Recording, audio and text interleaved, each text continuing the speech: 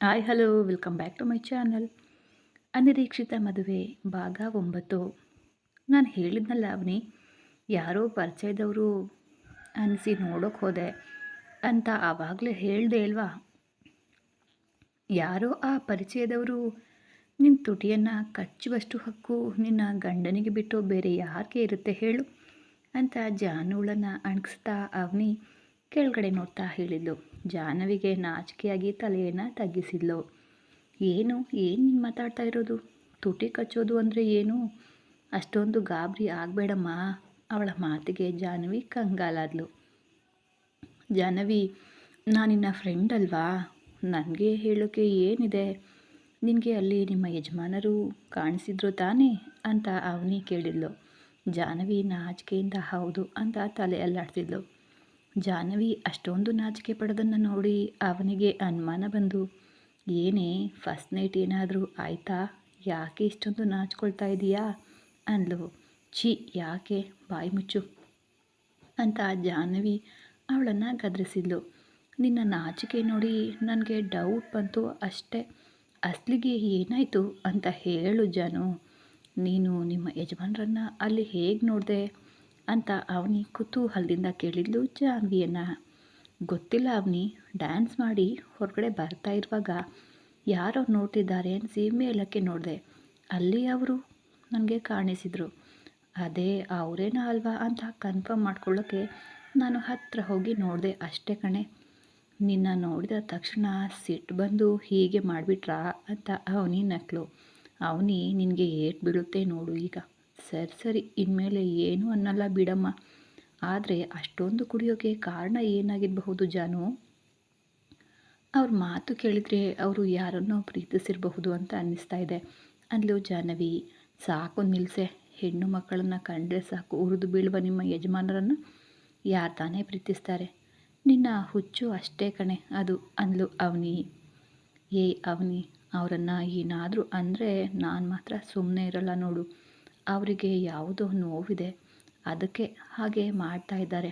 ಅಬ್ಬಬ್ಬಾ, ನಿಮ್ಮ ಯಜಮಾನರು ಹೀಗಿಂದರೂ ನೀನು ಅವ್ರ ಬಗ್ಗೆ ಒಂದು ಮಾತು ಕೂಡ ಅನ್ನೋಕ್ಕೆ ಬಿಡ್ತಾ ಇಲ್ಲ ಅಲ್ವಾ? ಅದೇ ಅವ್ರ ಬಗ್ಗೆ ಒಂದು ಮಾತು ಕೂಡ ಅನ್ನೋಕ್ಕೆ ಬಿಡ್ತಿಲ್ಲ. ಅದೇ ಅವರು ನಿನ್ನ ಹೆಂಡತಿ ಅಂತ ಒಪ್ಕೊಂಡು ಪ್ರೀತಿಯಿಂದ ಇದ್ದಿದ್ರೆ ಇನ್ನು ಹೇಗಿರ್ತಿದ್ಯೋ. ನಿನಗೆ ಮದುವೆ ಆದರೆ ಆವಾಗ ಗೊತ್ತಾಗುತ್ತೆ ಬಿಡು ಅಂದ್ಲು ಜಾನು. ನಿನಗೆ ಮೈದುನ ಇದ್ದರೆ ನಾನು ಅವನನ್ನೇ ಮದುವೆ ಆಗ್ತಿದ್ದೆ ಬಿಡು. ಆದರೆ ನಿನಗೆ ಮೈದುನ ಇಲ್ವಲ್ಲ ಅಂದ್ಲು ಜಾಹ್ನವಿ. ನಿನಗೋಸ್ಕರ ಆ ದೇವರು ನನಗೊಬ್ಬ ಮೈದುನನ್ನು ಕೊಡಲಿ ಅಂತ ಬೇಡ್ಕೋತೀನಿ ಬಿಡೆ ಅಂತ ಜಾನು ನಕ್ಲು. ನಡೆಯದ ವಿಷಯದ ಬಗ್ಗೆ ಯಾಕೆ ಮಾತು? ಸರಿ ಬಿಡು ಜಾನು, ನಾನು ಹೋಗ್ತೀನಿ ಅಂತ ಅವನಿ ಮೇಲೆ ಇದ್ಲು. ಎಲ್ಲಿಗೆ ಹೋಗ್ತೀಯಾ? ತುಂಬ ಲೇಟಾಗಿದೆ. ಇವತ್ತು ನೀನು ಇಲ್ಲೇ ಇರು, ನಾಳೆ ಬೆಳಗ್ಗೆ ಇಲ್ಲಿಂದಾನೇ ಆಫೀಸ್ಗೆ ಹೋಗಬಹುದು ಅಂದ್ಲು ಜಾಹ್ನವಿ. ಹೌದಾ, ಹಾಗೆ ಆಗಲಿ ಬಿಡು. ಸರಿ ಮಲ್ಕೊಂಡು ಬಾ, ನಿದ್ದೆ ಬರ್ತಿದೆ ಅಂತ ಇಬ್ಬರು ಕೂಡ ರೂಮ್ಗೆ ಹೋದರು. ಶಿವಾನಿಗಾಗಿ ಕಾಯ್ತಾ ಇದ್ದ ಶರ್ಮಿಳಾ ಇತ್ತ ಕಾರ್ ಬರುವ ಶಬ್ದ ಕೇಳಿ ತಕ್ಷಣ ಟಿ ವಿ ನೋಡ್ತಾ ಕುಳಿದ್ಲು. ಶಿವಾನಿ ಒಳಗಡೆ ಬಂದು ಹಾಲ್ನಲ್ಲಿರುವ ಶರ್ಮಿಳಾ ಅವರನ್ನು ನೋಡಿ, ಚಿಕ್ಕಮ್ಮ ನೀವು ಬಂದ್ರಾ ಅಂತ ಕೇಳಿದ್ಲು. ಬರ್ದೆ ಇನ್ನೇನು ಮಾಡಲಿ ಶಿವಾನಿ? ಅದಲ್ಲ ಚಿಕ್ಕಮ್ಮ, ಲೇಟ್ ಆಗುತ್ತೆ ಅಂತ ಅಂದ್ರಲ್ವಾ, ಅದಕ್ಕೆ ಕೇಳಿದೆ ಅಂದ್ಲು ಶಿವಾನಿ. ಅದಿರಲಿ ಬಿಡು, ನೀನು ಎಲ್ಲಿಗೆ ಹೋಗಿದ್ದೆ ಅಂತ ಹೇಳಲೇ ಇಲ್ವಲ್ಲ ಅಂದ್ಲು ಶಿವಾನಿ. ಪಾರ್ಟಿಗೆ ಹೋಗ್ತಾ ಇದ್ದೀನಿ ಅಂತ ನಿಮಗೆ ಫೋನಲ್ಲಿ ಹೇಳಿದ್ನಲ್ವ ಚಿಕ್ಕಮ್ಮ. ಫೋನಲ್ಲಿ ನೀನು ಹೇಳಿದ್ದು ನನಗೆ ಏನೂ ಅರ್ಥ ಆಗಲಿಲ್ಲ. ಏನು ಪಾರ್ಟಿ ಅದು? ಯಾರ ಜೊತೆ ಹೋಗಿದೆ ಅಂತ ಶರ್ಮಿಳಾ ಗದರಿಸಿ ಕೇಳಿದ್ಲು ಶಿವಾನಿಯನ್ನು. ಫ್ರೆಂಡ್ ಮದುವೆ ಆಯಿತು ಅಂತ ಪಾರ್ಟಿ ಕೊಟ್ಟಿದ್ರು, ಅದಕ್ಕೆ ಹೋಗಿದ್ದೆ ಚಿಕ್ಕಮ್ಮ. ತುಂಬ ಸುಸ್ತಾಗಿದೆ, ನಾಳೆ ಬೆಳಗ್ಗೆ ಮಾತಾಡ್ತೀನಿ, ಗುಡ್ ನೈಟ್ ಅಂತ ಹೇಳಿ ಶಿವಾನಿ ಅಲ್ಲಿಂದ ಹೊರಟು ಹೋದ್ಲು. ಶಿವಾನಿ ನಡ್ಕೊಳ್ತಾ ಇರುವ ರೀತಿ ಶರ್ಮಿಳಾಳಿಗೆ ಜೀರ್ಣಿಸಿಕೊಳ್ಳಲು ಆಗಲೇ ಇಲ್ಲ. ಇದಕ್ಕೆ ಈ ಮಧ್ಯೆ ಏನೋ ಆಗಿದೆ ಅಂತ ನಂಗೆ ಅನ್ನಿಸ್ತಾ ಇರೋದು. ಇವಳು ಬದಲಾವಣೆ ಗಮನಿಸ್ತಾ ಇದ್ದೀನಿ, ಆದರೆ ಅಷ್ಟೊಂದು ಅಂತ ಅಂದ್ಕೊಂಡೇ ಇರಲಿಲ್ಲ. ಇವಳಿಗೆ ಯಾರನ್ನಾದರೂ ನೋಡಿ ಬೇಗ ಮದುವೆ ಮಾಡಿಬಿಡಬೇಕು. ಪ್ರತಾಪ್ ವರ್ಮ ಬಂದ ಮೇಲೆ ಮಾತಾಡಬೇಕು ಅಂದ್ಕೊಳ್ತಾ ರೂಮ್ಗೆ ಹೋದ್ಲು ಶರ್ಮಿಳಾ. ರೂಮ್ಗೆ ಹೋದ ತಕ್ಷಣ ಫೋನ್ ಬಂತು. ಯಾರಪ್ಪ ಅಂತ ನೋಡಿದರೆ ಖುಷಿಯಿಂದ ಕೃಷ್ಣ ಫೋನ್ ಮಾಡಿದ್ದ. ಇವಳು ಫೋನ್ ಎತ್ತಿದ್ಲು. ಮಮ್ಮಿ ಹೇಗಿದ್ದೀರಾ ಅಂತ ಕೇಳ್ದ. ನಾನು ಚೆನ್ನಾಗಿದ್ದೀನಿ ಕ್ರಿಶ್, ನೀನು ಹೇಗಿದ್ದೀಯಾ? ನಾವು ಯಾವಾಗ ಅಂತ ಅವಳ ಮಾತು ಮುಗಿಸೋಕೆ ಮುಂಚೆ, ನೀನು ಬರಬೇಡ ಮಮ್ಮಿ, ನಾನೇ ಇಂಡಿಯಾಕ್ಕೆ ಬರ್ತೀನಿ ಅಂದ್ಕೊಂಡಿದ್ದೀನಿ. ನೀನು ಇಂಡಿಯಾಕ್ಕೆ ಯಾಕೆ ಬರ್ತೀಯಾ? ಯಾಕೆ ಕ್ರಿಶ್? ನಿನ್ನ ಡ್ಯಾಡ್ ಮತ್ತು ನಾನು ಅಲ್ಲಿಗೆ ಬರ್ತೀವಲ್ಲ. ಮಮ್ಮಿ, ನಾನು ಯಾವಾಗ ಇಂಡಿಯಾಕ್ಕೆ ಬರ್ತೀನಿ ಅಂದರೂ ಕೂಡ ಬೇಡ ಅಂತಿರಲ್ಲ. ನನಗೂ ಇಂಡಿಯಾ ನೋಡಬೇಕು ಅಂತ ಆಸೆ ಇರುತ್ತೆ ಅಲ್ವಾ? ಯಾಕೆ ಬೇಡ ಅಂತೀರಮ್ಮ? ನೀನು ಯಾವಾಗ ಬರಬೇಕು ಅಂತ ನಾನು ಹೇಳ್ತೀನಿ, ಆವಾಗ ನೀನು ಬರಬಹುದು. ಸದ್ಯಕ್ಕೆ ಈಗ ನೀನು ಬರೋದು ಬೇಡ. ಈಗ ಬಂದರೆ ಏನಾಗುತ್ತೆ ಮಮ್ಮಿ? ಏನೂ ಆಗಲ್ಲ ಕ್ರಿಶ್, ಮಮ್ಮಿ ಹೇಳಿದ್ದನ್ನ ಕೇಳು. ನಾನು ಹೇಳೋ ತನಕ ನೀನು ಬರಬೇಡ ಅಂದ್ಲು ಶರ್ಮಿಳಾ. ಕ್ರಿಶ್ ಇಷ್ಟ ಇಲ್ದಿದ್ರು ಕೂಡ ಸರಿ ಮಮ್ಮಿ ಅಂದ. ಇನ್ನೇನು ಅಂತ ಕೇಳಿ ಫೋನ್ ಇಟ್ಲು ಶರ್ಮಿಳಾ. ಇನ್ನು ಆರ್ಯನ್ ಮನೆಗೆ ಬಂದಿಲ್ಲ. ಇತ್ತ ಆಫೀಸ್ ಕೆಲಸ ಇರಬಹುದು. ನಾನು ಅಂದ್ಕೊಂಡಂತೆ ಇದುವರೆಗೆ ಚೆನ್ನಾಗಿಯೇ ನಡೆದಿದೆ. ಇನ್ನು ಮುಂದೆ ನಾನು ಸ್ವಲ್ಪ ಜಾಗರೂಕತೆಯಿಂದಾನೇ ಇರಬೇಕು ಅನಿಸುತ್ತೆ. ಪ್ರತಾಪ್ ವರ್ಮ ಕೂಡ ಇನ್ನೂ ಬಂದಿಲ್ಲ ಅಂತ ಅವನಿಗೆ ಫೋನ್ ಮಾಡಿದ್ಲು ಶರ್ಮಿಳಾ. ಪ್ರತಾಪ್ ವರ್ಮ ಫೋನ್ ಎತ್ತಿ, ಶರ್ಮಿಳಾ ನನಗೆ ಲೇಟ್ ಆಗುತ್ತೆ, ನೀನು ಮಲಗು ಅಂದ. ಏನು ಮಲಗೋದು? ನಿಮ್ಮ ಮಗ ಕೂಡ ಇನ್ನೂ ಬಂದಿಲ್ಲ. ನಿಮ್ಮ ಮಗಳು ಪಾರ್ಟಿ ಅಂತ ಹೋಗಿ ಈಗ ಮನೆಗೆ ಬಂದಿದ್ದಾಳೆ. ನೀವು ನೋಡಿದರೆ ಮನೆ ವಿಷಯ ಯಾವುದು ನೆನಪನ್ನು ಕೂಡ ಮಾಡ್ಕೊಳ್ಳದೆ ಎಲ್ಲೋ ಇರ್ತೀರಾ. ಏನು ಶರ್ಮಿಳಾ, ಆರ್ಯನ್ ಇನ್ನೂ ಬಂದಿಲ್ವಾ? ಅದನ್ನೇ ಅಲ್ವಾ ನಾನು ಹೇಳ್ತಾ ಇರೋದು. ನೀವು ಮನೆಯಲ್ಲಿ ಏನಾಗ್ತಿದೆ ಅಂತ ಸ್ವಲ್ಪನೂ ಗಮನಿಸದೇ ಇರಿ ಅಂತ ಕೂಗ್ಕೊಂಡ್ಳು ಶರ್ಮಿಳಾ. ನೀನು ಏನು ಹೇಳಿದರೆ ನಾನು ಅದನ್ನೇ ಮಾಡ್ತೀನಿ ತಾನೆ, ಅದರ ಬಗ್ಗೆ ಯೋಚನೆ ಮಾಡದೆ ಮಲಗು. ನಾನು ಇನ್ನೊಂದು ಅರ್ಧ ಗಂಟೆಯಲ್ಲಿ ಬರ್ತೀನಿ ಅಂದ ಪ್ರತಾಪ್. ಶರ್ಮಿಳಾ ಕೋಪದಿಂದ ಫೋನ್ನ ಇಟ್ಲು. ಇತ್ತ ವೇದಾಂತ್ ಮತ್ತು ಮನೋಜ್ ರೂಮ್ಗೆ ಹೋಗುವಷ್ಟರಲ್ಲಿ ಆರ್ಯನ್ ಬೆಡ್ ಮೇಲೆ ಸರಿಯಾಗಿ ಪ್ರಜ್ಞೆನೇ ಇಲ್ಲೇ ಬಿದ್ದಿದ್ದ. ಆರ್ಯನ್ ಪರಿಸ್ಥಿತಿಯನ್ನು ನೋಡಿ ಇಬ್ಬರಿಗೂ ಬೇಸರ ಆಯಿತು. ಆರ್ಯನ್ ಅಂತ ಕರೆದ್ರು ಯಾರೋ ಕರೆದಂತೆ ಆಗಿ ಆರ್ಯನ್ ಕಣ್ಬಿಟ್ಟು ನೋಡ್ದ. ಎದುರಿಗೆ ಮನೋಜ್ ಕಾಣಿಸ್ದ. ತಕ್ಷಣ ಮನೋಜ್, ನೀನು ಬಂದ ಅಂತ ಕೇಳಿದ. ಅವನು ಮಾತ್ರ ಅಲ್ವೋ, ನಾನು ಕೂಡ ಬಂದಿದ್ದೀನಿ ಅಂತ ವೇದಾಂತ್ ಅವನನ್ನು ಎಬ್ಬಿಸ್ದ. ನಾನು ಇಲ್ಲೇ ಇದ್ದೀನಿ ಅಂತ ನಿಮಗೆ ಹೇಗೆ ಗೊತ್ತಾಯಿತು ಅಂತ ಆರ್ಯನ್ ಕೇಳ್ದ. ಹೇಗೆ ಗೊತ್ತಾಗುತ್ತೆ? ನಿನ್ನ ಹೆಂಡತಿ ಹೇಳಿದಕ್ಕೆ ಗೊತ್ತಾಗಿದ್ದು ಅಂತ ವೇದಾಂತ್ ನಗ್ತಾ ಹೇಳ್ದ. ಮನೋಜ್ ವೇದಾಂತ್ ತಲೆ ಮೇಲೆ ಒಂದು ಹೊಡೆದು, ಬಾಯಿ ಮುಚ್ಕೊಂಡಿರೋಕ್ಕೆ ಆಗಲ್ವಾ ನಿನಗೆ ಅಂದ. ಆರ್ಯನ್ ಸಿಟ್ಟಿನಿಂದ, ಅವಳಿಗೆ ಯಾರಿಗೂ ಹೇಳಬೇಡ ಅಂದರೆ ಎಲ್ಲರಿಗೂ ಹೇಳಿದಾಳ ಅಂತ ಜಾನ್ವಿ ಮೇಲೆ ಕೋಪ ಮಾಡಿಕೊಂಡು, ಅವಳು ನಾವು ಫ್ರೆಂಡ್ಸ್ ಅಂತ ಹೇಳಿದ್ಲು ಅಷ್ಟೇ ಬಿಡು. ನಿನಗಾದರೂ ಕೆಲಸ ಇಲ್ವಾ? ಇಷ್ಟೊಂದು ಕುಡಿದು ಆರೋಗ್ಯನ ಹಾಳು ಮಾಡ್ಕೋಬೇಕು ಅಂದ್ಕೊಂಡಿದ್ಯಾ? ಯಾಕೆ ಹೀಗೆ ಮಾಡ್ತಾ ಇದೀಯಾ ಅಂದ ಮನೋಜ್. ಇವತ್ತು ಅವಳು ನೆನಪಿಗೆ ಬಂದ್ಲು ಕಣೋ ಅಂದ ಆರ್ಯನ್. ವೇದಾಂತ್ ಕೋಪದಿಂದ ಎದ್ದು, ನೀನು ಅವಳ ಬಗ್ಗೆ ಯೋಚನೆ ಮಾಡಬೇಡ ಅಂದರು ಅದನ್ನೇ ಮಾಡ್ತಾ ಇದೀಯಾ? ನಾನು ಯೋಚನೆ ಮಾಡಿಲ್ಲ ಕಣೋ, ಜಾಹ್ನವಿಯನ್ನು ನೋಡಿದರೆ ಸಾಕು ನನಗೆ ವೈಶಾಲಿ, ಆ ವಯಸ್ಸು ನೆನಪಿಗೆ ಬರ್ತಿದ್ದಾಳೆ. ಬಾಯಿ ಮುಚ್ಚು, ಅವಳಿಗೂ ನಮ್ಮ ಜಾಹ್ನವಿಗೂ ಹೋಲಿಕೆ ಮಾಡಬೇಡ. ನಮ್ಮ ಜಾಹ್ನವಿ ಚಿನ್ನ ಕಣೋ, ಚಿನ್ನ ಅಂದ ವೇದಾಂತ್. ಆ ಚಿನ್ನವೇ ನನ್ನ ಪ್ರಾಣ ತೆಗೀತಿದೆ ಕಣೋ. ಅವಳು ಮಾಡೋ ಕೆಲಸದಲ್ಲಿ ವೈಶು ನೆನಪಿಗೆ ಬಂದು ನಾನು ಒಂದೆಡೆ ಇರೋಕ್ಕೆ ನನಗೆ ಆಗ್ತಾಯಿಲ್ಲ. ಕೆಲವು ಕೆಲಸ ಮಾಡಬೇಡ ಅಂದರೂ ಅವಳು ಅದನ್ನೇ ಮಾಡ್ತಾಳೆ ಅಂದ ಆರ್ಯನ್. ಅವಳು ನಿನ್ನ ಮೇಲಿರೋ ಪ್ರೀತಿಯಿಂದ ಹಾಗೆ ಮಾಡ್ತಾಳೆ ಬಿಡು ಅಂದ ವೇದಾಂತ್. ತಕ್ಷಣ ಆರ್ಯನ್ ವೇದಾಂತ್ ಕುತ್ತಿಗೆಯನ್ನು ಹಿಡಿದು ಕಣ್ಣು ಕೆಂಪಗೆ ಮಾಡಿಕೊಂಡು ನೋಡ್ತಾ, ಪ್ರೀತಿ ಅಂತ ಅಂದರೆ ನಿನ್ನನ್ನು ಕೊಂದು ಹಾಕ್ತೀನಿ ಕಣೋ ಅಂದ. ಮನೋಜ್ ಬಾಯ್ದಿಂದ, ಆರ್ಯನ್ ಬಿಡು ಪ್ಲೀಸ್, ಅವನು ತಿಳಿಯದೆ ಏನೋ ಅಂದಿದ್ದಾನೆ ಎಂದು ಆರ್ಯನ್ ಕೈ ಬಿಡಿಸಿದನು. ವೇದಾಂತ್ ಕೂಡ ಕೋಪದಿಂದ, ಮನೋಜ್ ಬಿಡು, ಅವನನ್ನು ಕೊಲ್ಲಲಿ ಬಿಡೋ. ಎಷ್ಟು ದಿನ ಅಂತ ತನ್ನನ್ನು ಬೇಡ ಅಂತ ಹೋದ ಆ ಹುಡುಗಿಯ ಬಗ್ಗೆ ಕೊರಗ್ತಾ ಎಲ್ಲರ ಮೇಲೆ ಕೋಪ ತೋರಿಸ್ತಾ ಎಲ್ಲರನ್ನ ಹೀಗೆ ನೋಯಿಸ್ತಾ ಇರ್ತಾನೆ. ನೋಡೋಣ, ಇವತ್ತು ಆಫೀಸ್ನಲ್ಲಿ ಎಷ್ಟು ಇಂಪಾರ್ಟೆಂಟ್ ಕೆಲಸ ಇದೆ ಅನ್ನೋದನ್ನು ಕೂಡ ಮರೆತು ಬೆಳಗ್ಗೆನೆಯಿಂದ ಹೀಗೆ ಕುಡಿತಾ ಕೂತಿದ್ದಾನೆ. ಜೀವನ ಪೂರ್ತಿ ಹೀಗೆ ಕುಡಿತಾ ಕೋಪದಿಂದ ಎಲ್ಲರನ್ನ ದೂರ ಮಾಡ್ಕೊಳ್ತಾ ಇರ್ತಾನ? ಕೇಳು ಇವನನ್ನು ಅಂದನು. ಆರ್ಯನ್ ಸಮಾಧಾನಗೊಂಡು, ಸಾರಿ ಕಣೋ, ನೀನು ಪ್ರೀತಿ ಅನ್ನೋ ಪದ ಎತ್ತಿದ್ದಕ್ಕೆ ನನಗೆ ಕೋಪ ಬಂತು ಅಷ್ಟೇ ಅಂದನು. ಯಾಕೆ ಆ ಕೋಪ? ಆ ಹುಡುಗಿ ನಿನ್ನನ್ನು ಮೋಸ ಮಾಡಿದ್ಲು ಅಂತ ನಿನ್ನನ್ನು ಪ್ರೀತಿಸಿದವರೆಲ್ಲ ನಿನ್ನನ್ನು ಮೋಸ ಮಾಡ್ತಾರೆ ಅಂತ ಯಾಕೋ ಅಂದ್ಕೊಳ್ಳೋದು, ಅದು ನಿನ್ನ ತಪ್ಪು ಕಣೋ ಅಂದನು ವೇದಾಂತ್. ಇನ್ನು ಸಾಕು ನಿಲ್ಲಿಸು ವೇದಾಂತ್, ನಾನು ಇವತ್ತು ಇಲ್ಲೇ ಇದ್ದು ನಾಳೆ ಬೆಳಗ್ಗೆ ಮನೆಗೆ ಹೋಗ್ತೀನಿ, ನೀವು ಈಗ ಹೊರಡಿ ಅಂದನು ಆರ್ಯ. ನಿನ್ನನ್ನು ಹೀಗೆ ಒಬ್ಬನನ್ನೇ ಬಿಟ್ಟು ನಾವು ಹೋಗಲ್ಲ, ನೀನು ನಮ್ಮ ಜೊತೆ ಬರಲೇಬೇಕು ಎಂದ ವೇದಾಂತ್. ವೇದಾಂತ್ ಹೇಳೋದು ಕೇಳಿ ಆರ್ಯನ್ ತುಂಬಾ ತಡವಾಗಿದೆ, ಇಷ್ಟೊತ್ತಿನಲ್ಲಿ ಮನೆಗೆ ಹೋಗಲ್ಲ, ನಾಳೆ ಬೆಳಗ್ಗೆ ಹೋಗ್ತೀನಿ ಅನ್ನಲ್ವಾ ಎಂದ ಮನೋಜ್. ಆದರೆ ವೇದಾಂತ್ ಕೇಳಲಿಲ್ಲ. ನಿನ್ನನ್ನು ಹೀಗೆ ಬಿಟ್ಟು ಹೋಗಲು ಆಗಲ್ಲ, ನೀನು ನಮ್ಮ ಜೊತೆ ಬಾ ಅಂದನು. ನಿನ್ನ ಅವತಾರ ನೋಡು ಹೇಗಿದೆ ಅಂತ ಮನೋಜ್ ಹೇಳ್ದ. ಹಾಗೆ ನೀನು ನಮ್ಮ ಜೊತೆ ಬಾ ಎಂದನು. ವೇದಾಂತ್, ಇಬ್ಬರು ನನ್ನ ಮಾತು ನೀವು ಕೇಳಲ್ಲ ಅಲ್ವಾ, ಸರಿ ನಡೀರಿ ಎಂದು ಬಾಟ್ಲಿ ಕೈಗೆ ಎತ್ಕೊಂಡ್ರೆ ವೇದಾಂತ್ ಆ ಬಾಟ್ಲಿಯನ್ನೇ ಕಿತ್ಕೊಂಡು ಬೆಳಗ್ಗೆಯಿಂದ ಕುಡಿದಿದ್ದು ಸಾಕಾಗಿಲ್ಲ ಅಲ್ವಾ ಎಂದು ಅಲ್ಲೇ ಬಿಸಾಕಿದನು. ನೀನು ನನ್ನ ಗೆಳೆಯನೋ ಅಲ್ವೋ, ನೀನು ನನ್ನ ಶತ್ರು ಕಣೋ, ಇವನೇ ನೋಡು ನನ್ನ ನಿಜವಾದ ಗೆಳೆಯ ಎಂದು ಮನೋಜ್ ಭುಜದ ಮೇಲೆ ತನ್ನ ಕೈ ಹಾಕಿದನು ಆರ್ಯನ್. ಹೌದು, ನಿನಗೆ ಅವನೇ ಫ್ರೆಂಡ್ ಆಗೋಕ್ಕೆ ಸಾಧ್ಯ, ನಾನು ಹೇಗೆ ಆಗ್ತೀನಿ ಹೇಳು, ನೀನು ಯಾವ ಕೆಲಸ ಮಾಡಿದರೂ ಅವನು ಏನು ಅನ್ನೋದೇ ಇಲ್ವಲ್ಲ, ಅದಕ್ಕೆ ಅಂದನು ವೇದಾಂತ್. ಅರೆ ಬಾಯಿ ಮುಚ್ಚೋ ವೇದಾಂತ್, ಅವನು ಆ ಕುಡಿದು ಏನೋ ಮಾತನಾಡ್ತಾ ಇದ್ದಾನೆ ಅಂದರೆ ನೀನು ಕೂಡ ಅವನ ಜೊತೆ ಸೇರಿಕೊಂಡು ಹೀಗೆ ಮಾತಾಡ್ತೀಯಲ್ಲ, ನೀನು ಯಾಕೆ ಹೀಗೆ ಮಾಡ್ತೀಯಾ ಎಂದನು ಮನೋಜ್. ಮೂವರು ಸರಿ ಬಂದು ಕಾರ್ನಲ್ಲಿ ಕೂತರು. ವೇದಾಂತ್, ನಿಮ್ಮ ಮನೆಗೆ ಹೋಗೋಣವಾ ಅಂತ ಕೇಳಿದನು.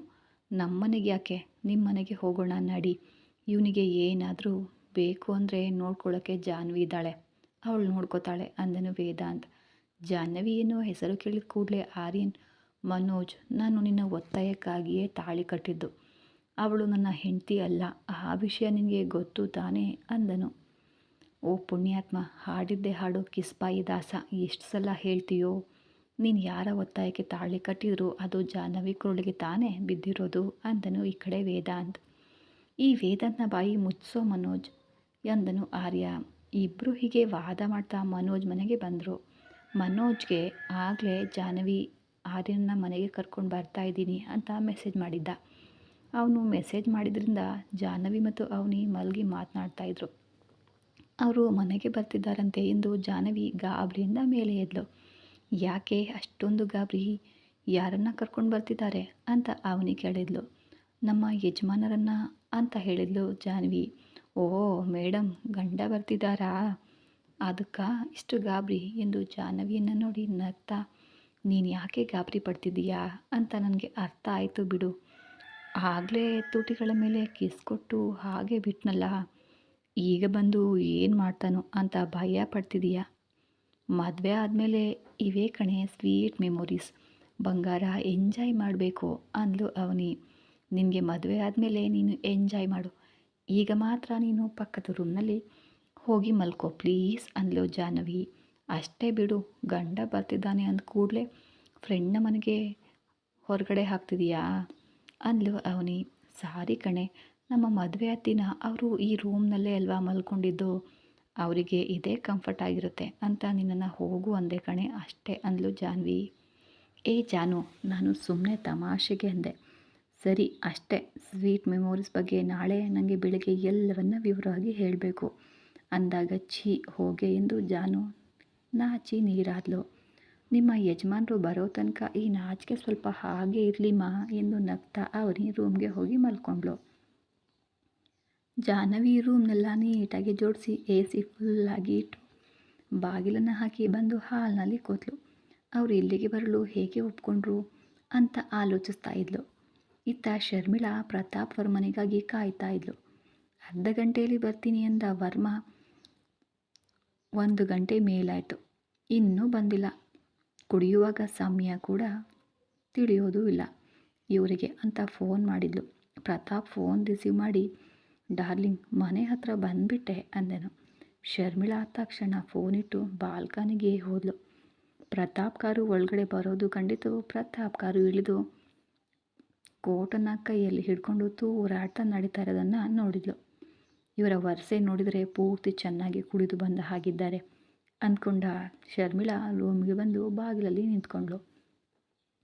ಪ್ರತಾಪ್ ರೂಮಿನ ಹತ್ರ ಬಂದು ಶರ್ಮಿಳಾ ನಿಂತಿರೋದನ್ನು ನೋಡಿ, ಡಾರ್ಲಿಂಗ್ ನನಗೋಸ್ಕರ ವೇಟಿಂಗ್ ಮಾಡ್ತಾ ಇದೀಯಾ ಅಂತ ಅವಳ ಮೇಲೆ ಕೈ ಹಾಕಿದ. ಶರ್ಮಿಳಾ ಕೋಪದಿಂದ ಕೈನ ಕೊಡವಿ ಮನೆಗೆ ಬಂದ ಮೇಲೆ ಈ ಡಾರ್ಲಿಂಗ್ ನೆನಪಾಯ್ತಾ ಅಂದ್ಲು. ನಾನು ನಿನ್ನ ಮರ್ತಿದ್ದೇನಾ ಹೇಳು, ಯಾವುದೋ ಬಿಸ್ನೆಸ್ ಮೀಟಿಂಗ್ ಇತ್ತು, ಪಾರ್ಟಿ ಅಂದರೆ ಹೋಗಲೇಬೇಕಾಯ್ತು. ನೀನು ಇಲ್ಲದ ಪಾರ್ಟಿಯಲ್ಲಿ ನನಗೇನು ಎಂಜಾಯ್ಮೆಂಟ್ ಇರುತ್ತೆ ಹೇಳು ಡಾರ್ಲಿಂಗ್ ಅಂದ. ನಾನು ಪಕ್ಕದಲ್ಲಿ ಇಲ್ಲದೇ ಇದ್ದರೆ ಎಂಜಾಯ್ಮೆಂಟ್ ಇಲ್ಲ ಅಂದಮೇಲೆ ಇಷ್ಟೊತ್ತು ಅಲ್ಲಿ ಯಾಕಿದ್ರಿ? ಬಿಸ್ನೆಸ್ ಬಗ್ಗೆ ಮಾತಾಡ್ತಾ ಅಲ್ಲೇ ಇದ್ದೆ. ನೀನು ಬರಲು ಹೇಳಿದ್ದಕ್ಕೆ ಈಗ ಬೇಗ ಬಂದೆ ಅಂತ ಶೂ ಬಿಚ್ಚಿ ಅಲ್ಲೇ ಬಿಸಾಕಿ ಬೆಡ್ ಮೇಲೆ ಬಿದ್ದ. ಶರ್ಮಿಳಾ ಪ್ರತಾಪ್ ಪಕ್ಕದಲ್ಲಿ ಕೂತು, ಪ್ರತಾಪ್ ನಿಮ್ಮ ಹತ್ರ ಒಂದು ವಿಷಯ ಮಾತಾಡಬೇಕು ಅಂದ್ಲು. ಇವತ್ತು ತುಂಬ ಸುಸ್ತಾಗಿದೆ, ನಾಳೆ ಬೆಳಗ್ಗೆ ಮಾತಾಡೋಣ ಅಂದನು. ಅದಲ್ಲ ಪ್ರತಾಪ್ ಅಂತ ಶರ್ಮಿಳಾ ಹೇಳೋದನ್ನು ಕೇಳಿಸ್ಕೊಳ್ದೆ ಅವಳನ್ನು ತನ್ನ ಪಕ್ಕಕ್ಕೆ ಹೇಳ್ಕೊಂಡು, ಏನೇ ಇದ್ದರೂ ನಾಳೆ ಬೆಳಗ್ಗೆ ನಿನಗಾಗಿ ನಾನು ಏನು ಬೇಕಾದರೂ ಮಾಡ್ತೀನಿ ಅಂತ ನಿನಗೆ ಗೊತ್ತಲ್ವಾ ಅಂದನು ವರ್ಮಾ. ಗೊತ್ತು ಪ್ರತಾಪ್, ಅದಕ್ಕೆ ಅಲ್ವಾ ನೀನು ಏನು ಮಾಡಿದರೂ ನಾನು ಏನು ಅನ್ನೋದಿಲ್ಲ. ಆದರೆ ಮನೆಯ ಕೆಲವು ವಿಷಯಗಳು ನಿನಗೆ ಹೇಳಬೇಕು ಅಂದ್ಲು. ಯಾವುದು ಮಾಡಬೇಕು ಅಂದರೆ ಅದು ಮಾಡೋಣ ಬಿಡು ನಾಳೆ ಅಂದನು ಪ್ರತಾಪ್. ಸರಿ ಪ್ರತಾಪ್, ನಾಳೆ ಮಾತಾಡ್ತೀನಿ, ಈಗ ಮಲ್ಗು ಅಂತ ಹೇಳಿ ಶರ್ಮಿಳಾ ಕೂಡ ಮಲಗಿದ್ಲು. ಇತ್ತ ಔಟ್ ಹೌಸ್ನಲ್ಲಿ ಫೋಟೋದಲ್ಲಿರುವ ಆ ಮಹಿಳೆ ಕೋಪದಿಂದ ಕಣ್ಣು ಕೆಂಪಿಗೆ ಮಾಡಿಕೊಂಡು ನೋಡ್ತಾ ಇದ್ಲು. ಮತ್ತು ಈಗ ಮನೋಜ್ ಕಾರು ಬಂದ ಕೂಡಲೇ ಜಾಹ್ನವಿ ಹೊರಗಡೆ ಬಂದು ನಿಂತಳು. ವೇದಾಂತ್ ಇಳಿದು ಆರ್ಯನನ್ನು ಹಿಡಿದು ಇಳಿಸ್ತಾ ಇದ್ರೆ, ಓಯ್ ನಾನೇ ಇಳಿತೀನಿ ಬಿಡೋ ಅಂತ ಕಾರ್ ಇಳಿದ ಆರ್ಯನ್. ಮನೆಯನ್ನು ನೋಡಿಯನ್ನು ಬಾಗಿಲ ಹತ್ತಿರ ನಿಂತಿದ್ದ ಜಾಹ್ನವಿಯನ್ನು ಕಂಡು, ನನ್ನನ್ನು ಇಲ್ಲಿಗೆ ಯಾಕೆ ಕರ್ಕೊಂಡು ಬಂದ್ರಿ ಅಂದನು.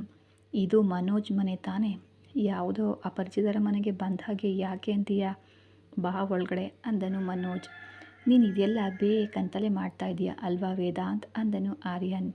ನಾನು ಏನೇ ಮಾಡಿದರೂ ಅದು ನೀನು ಒಳ್ಳೆಯದಕ್ಕೆ ಕಣೋ, ಅರ್ಥ ಮಾಡ್ಕೊ ಅಂತ ಹೇಳಿ ಒಳಗಡೆ ಕರ್ಕೊಂಡು ಬಂದು ರೂಮ್ಗೆ ಕರೆದೊಯ್ದು, ಹೋಗು ನೀನು ಈಗ ಫ್ರೆಶ್ ಆಗು ಆರ್ಯ ಎಂದು ವಾಶ್ರೂಮ್ ಕಡೆ ತೋರಿಸಿದ. ಇತ್ತ ಮನೋಜ್ ರೂಮ್ಗೆ ಹೋಗಿ ತನ್ನ ಬಟ್ಟೆಗಳನ್ನು ಕೂಡ ತಂದು ಬೆಡ್ ಮೇಲೆ ಇಟ್ಟು ಹೊರಗಡೆ ಬಂದ. ಜಾಹ್ನವಿ ಅಣ್ಣನ ಹತ್ರ ಬಂದು, ಅಣ್ಣ ಅವರು ಏನಾದರೂ ತಿಂತಾರಾ ಅಂತ ಕೇಳಿದ್ಲು. ಅವನನ್ನು ಕೇಳಿದರೆ ಬೇಡ ಅಂತಾನೆ ಹೇಳ್ತಾನೆ ಜಾಹ್ನವಿ, ನೀನು ಏನಾದರೂ ಮಾಡ್ಕೊಂಡು ಬಾ ಅಂದ ಈ ಕಡೆ ವೇದಾಂತ್.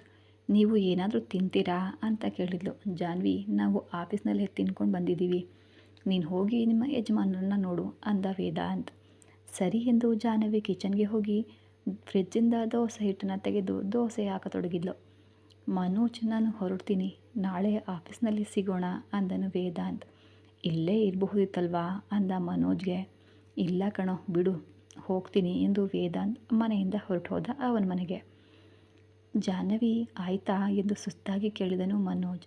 ಅಣ್ಣ ನೀನು ಸುಸ್ತಾಗಿದೆಯಾ, ಹೋಗಿ ಮಲ್ಗು, ನಾನು ಅವರನ್ನು ನೋಡ್ಕೋತೀನಿ ಅಂದ್ಲು ಜಾಹ್ನವಿ. ಬೇಡಮ್ಮ, ಅವನು ನಿನ್ನನ್ನು ನೋಡಿದರೆ ಸಾಕು ಕೂಗಾಡ್ತಾನೋ ಏನೋ ಅಂದನು ಮನೋಜ್. ಪರವಾಗಿಲ್ಲ ಬಿಡಣ್ಣ, ನಾನು ಏನೂ ಅಂದ್ಕೊಳ್ಳಲ್ಲ, ಮನಸ್ಸಿಗೆ ಹಚ್ಕೊಳ್ಳಲ್ಲ ಕೂಡ, ನೀನು ಹೋಗಿ ಮಲಗು ಅಂದ್ಲು. ಮನೋಜ್ಗೆ ನಿದ್ರೆ ತುಂಬ ಬರ್ತಿದ್ದರಿಂದ ಸರಿ ಅಂತ ಹೇಳಿ ಹೋಗಿ ಮಲಗಿದ. ಇತ್ತ ಜಾಹ್ನವಿ ದೋಸೆನ ಪ್ಲೇಟ್ನಲ್ಲಿ ಇಟ್ಕೊಂಡು ನೀರನ್ನ ತಗೊಂಡು ರೂಮ್ಗೆ ಹೋಗುವಷ್ಟರಲ್ಲಿ ಆರ್ಯನ್ ವಾಶ್ರೂಮ್ನಿಂದ ಹೊರಗಡೆ ಬಂದಿದ್ದ. ಜಾಹ್ನವಿ ಬರೋದನ್ನು ನೋಡಿ, ಏಯ್ ರೂಮ್ಗೆ ಬರುವಾಗ ಬಾಗಿಲು ಬಡಿದು ಬರಬೇಕು ಅಂತ ಗೊತ್ತಿಲ್ವಾ ನಿಮಗೆ ಅಂತ ಕೇಳಿದನು. ಇದು ನನ್ನ ರೂಮ್ ರೀ, ನನ್ನ ರೂಮಿಗೆ ಬರಲು ನಾನು ಯಾಕೆ ಬಾಗಿಲು ಬಡಿಬೇಕು ಅಂದ ಹಾಗೆ ನೀವೇನು ಬೇರೆಯವರಾ, ನೀವು ನನ್ನ ಯಜಮಾನರು ತಾನೇ ಅಂದ್ಲು ಜಾಹ್ನವಿ. ಆರ್ಯನ್ ಬಟ್ಟೆ ಕೂಡ ಹಾಕ್ಕೊಳ್ದೆ ಟವಲ್ನಲ್ಲೇ ಜಾಹ್ನವಿ ಹತ್ರ ಬಂದು, ಏನಂದೆ ಅಂದ. ನಾನೇನಂದೆ, ನೀವು ನನ್ನ ಶ್ರೀಪತಿ, ನನ್ನ ಪತಿ ಅಂದೆ ಅಷ್ಟೇ ಅಲ್ವಾ ಎನ್ನುತ್ತಾ ಒಂದು ದೋಸೆ ತುತ್ತನ್ನು ಮುರಿದು ಅವನ ಬಾಯಿಗೆ ಇಟ್ಲು. ಈ ಕತೆ ಮುಂದುವರಿಯೋದು. ಮುಂದೆ ಜಾಹ್ನವಿ ಮಾಡುವ ಕೆಲಸಗಳಿಗೆ ಆರ್ಯನ್ ಹೇಗೆ ಪ್ರತಿಕ್ರಿಯಿಸ್ತಾನೆ ಅಂತ ಮುಂದಿನ ಸಂಚಿಕೆಯಲ್ಲಿ ನೋಡೋಣ. ಅಲ್ಲಿವರೆಗೂ ಬಾಯ್ ಬಾಯ್. ಇನ್ನೂ ಯಾರು ಚಾನಲ್ನ ಸಬ್ಸ್ಕ್ರೈಬ್ ಮಾಡಿಲ್ಲ ದಯವಿಟ್ಟು ಸಬ್ಸ್ಕ್ರೈಬ್ ಮಾಡ್ಕೊಂಡು ನೋಡಿ. ಹಾಗೆ ಪ್ರತಿದಿನ ಎಪಿಸೋಡ್ಗಳಿಗಾಗಿ ನಮ್ಮ ಚಾನಲನ್ನು ಸಬ್ಸ್ಕ್ರೈಬ್ ಮಾಡ್ಕೊಳ್ಳೋದ್ರ ಜೊತೆಗೆ ಸಬ್ಸ್ಕ್ರಿಪ್ಷನ್ ಕೂಡ ತಗೊಳ್ಳಿ, ಅಂದರೆ ಜಾಯಿನ್ ಬಟನ್ ತಗೊಂಡು ಸದಸ್ಯರಾಗಿ ನಮ್ಮನ್ನು ಪ್ರೋತ್ಸಾಹಿಸಿ. ಧನ್ಯವಾದಗಳು.